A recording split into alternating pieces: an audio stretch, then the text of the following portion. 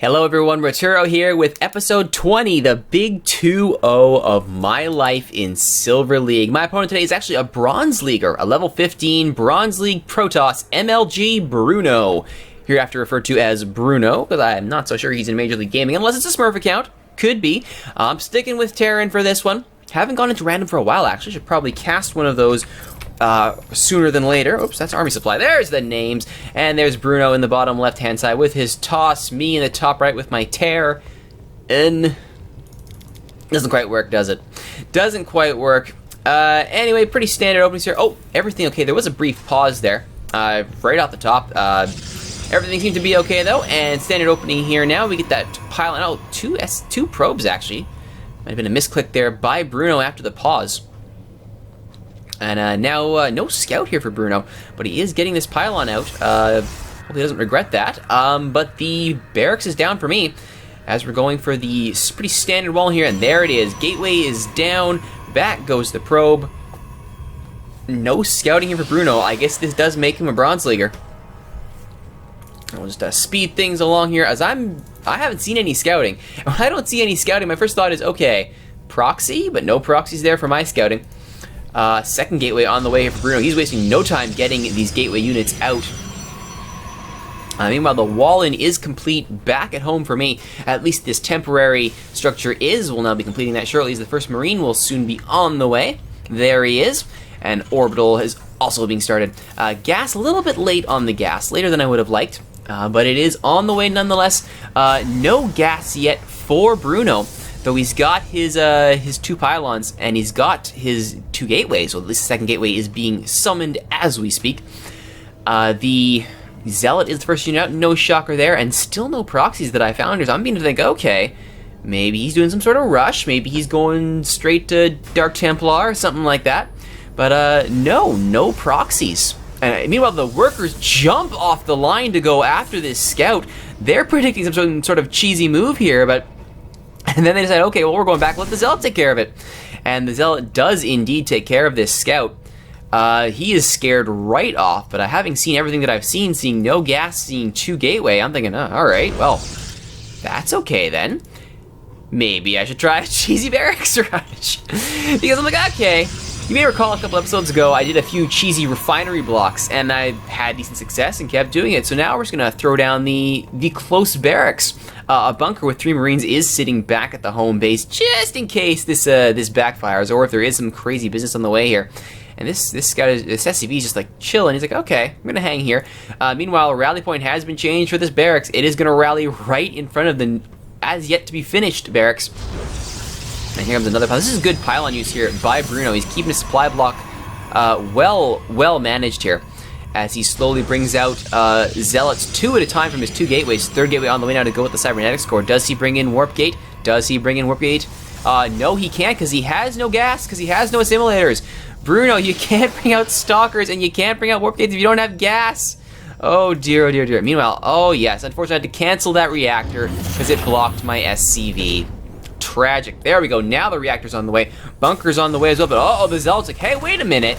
And sure enough, we are just gonna get right out of here. Enough of this nonsense. But they skip past. They do not. Well, they do see it. They just choose not to respond to it. So this Marine is all like, okay, time to go home. 5 Zealots on the way. There are Marines and a bunker back at home, so this should be defended. And finally, an assimilator is on the way here for Bruno, as he continues to pump out mass Zealot, which might not be a bad strategy here against mass Marine.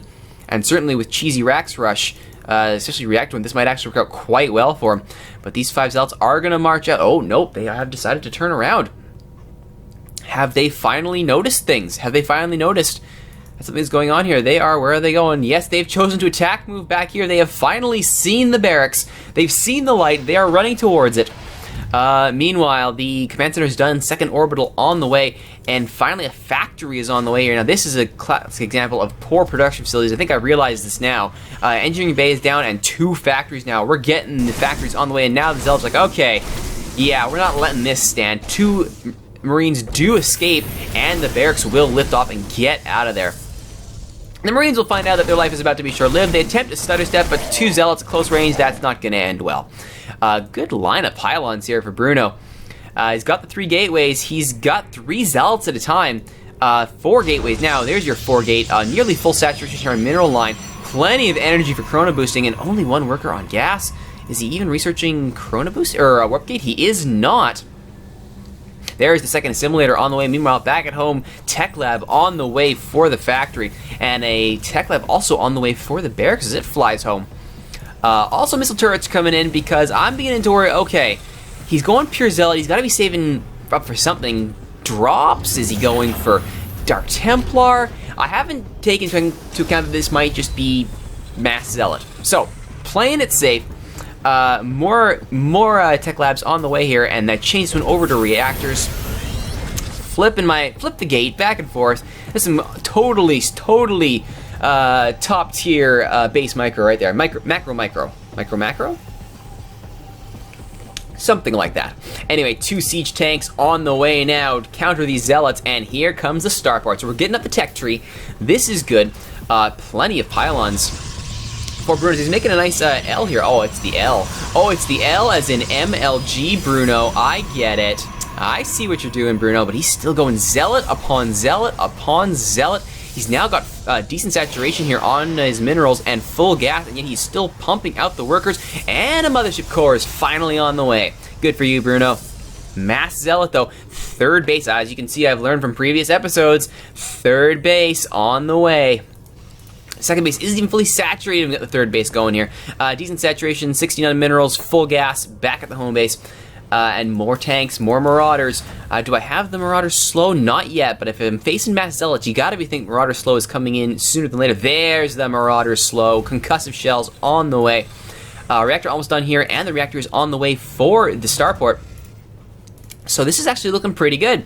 We got some tanks, and there we are. These siege tanks are lodged in place in case of a zealot rush. There's the scan, a quick scan on myself here, just to make sure.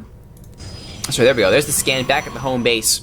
So it was not a scan on myself. That's just the siege tank range. Scan there showing there's no expansion for Bruno, and there is mass zealot with 2 stalkers mixed in. Back at Bruno. And here comes the warp prism. He's got his robo down. He's got 4 gateways. No warp now. Warp technology is on the way. No warp or no chrono boosting on it. He's got all the chrono he needs to pump this stuff out. Bruno, buddy, you're killing me. Mothership cores here. Oversaturation on the workers. No cash in the bank for a second base, though, which is unfortunate. I, however, have plenty of cash in the bank, getting my 3rd orbital up and running here. Widow Mines now joining the party, as well as more missile turrets. I'm not liking the fact that I'm seeing none of this movement out of Bruno here, so I decided that, you know, maybe let's just be safe. Let's get turrets here, because do I know that there's a robo here? Did I spot that? I knew something was warping in. I can't tell if I selected that or not. We're going to assume, yes. More pylons on the way for Bruno as he continually runs up against his supply block. Here, quick look at the supply totals. He's got a much greater army supply than me. It is tied up in zealots. I do have a worker advantage on him, though. So if we look at the income, yes, income is definitely outpacing him. But to what end? And oh, here we go. The front door is well and truly guarded as the expansion finally goes down for Bruno.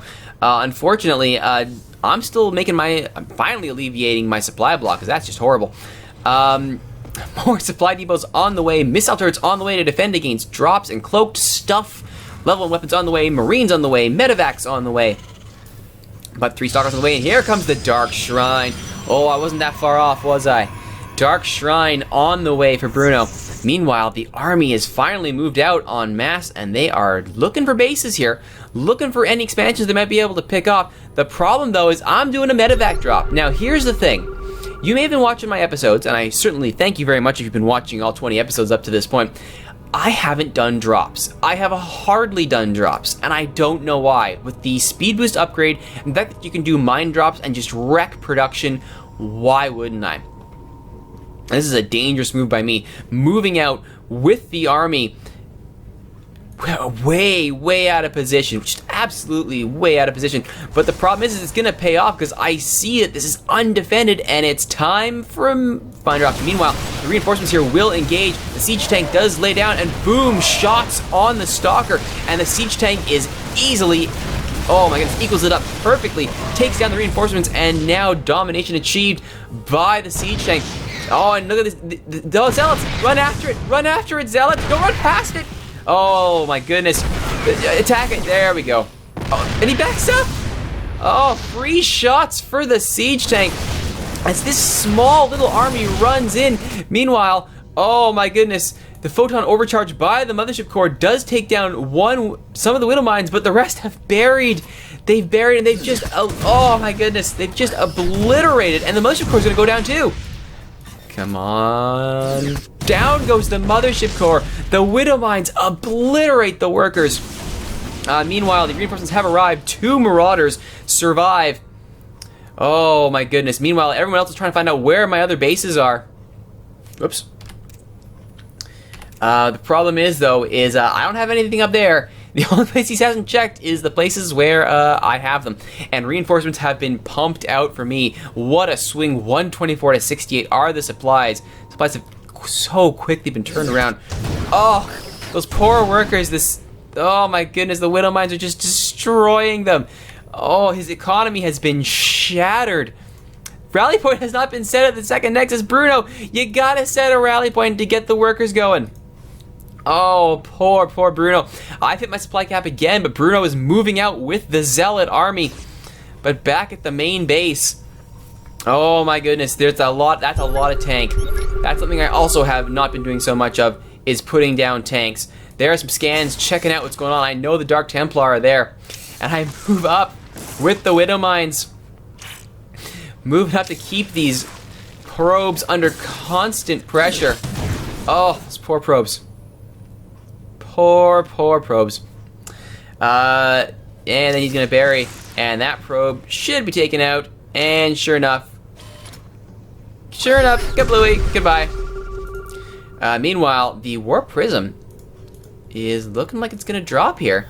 Oh, loads up. Oh, there we go. And now comes the scouting. I'm trying to find it. Is he gonna do a third base? He is not. He's only up the second, and only now are they mining. There you go. Good job, Bruno. And you can see I had the right idea because he goes in with the warp prism and makes the drop.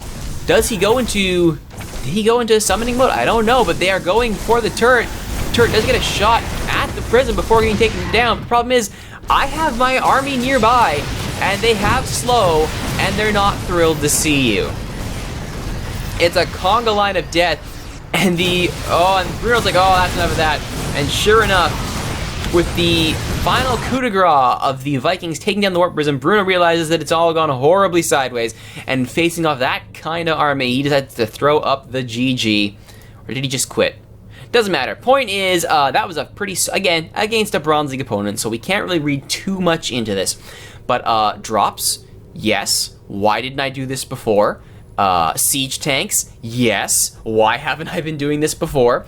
So I would say when a good read by me to know what I was going up against, but regardless of what I'm reading, mixing some siege tanks in with my army and making use of drops. Definitely 2 key lessons I learned here today in my life in Silver League. My name is Rituro. Thank you all for watching. We'll see you next time.